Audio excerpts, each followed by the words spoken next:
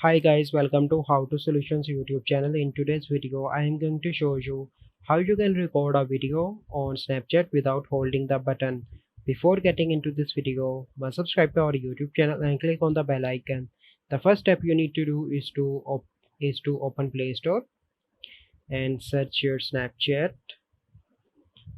and update your Snapchat application. Once you done that, you simply need to go and open Snapchat, and here when you click on this record button, so you can see that you need to hold that button to record a video.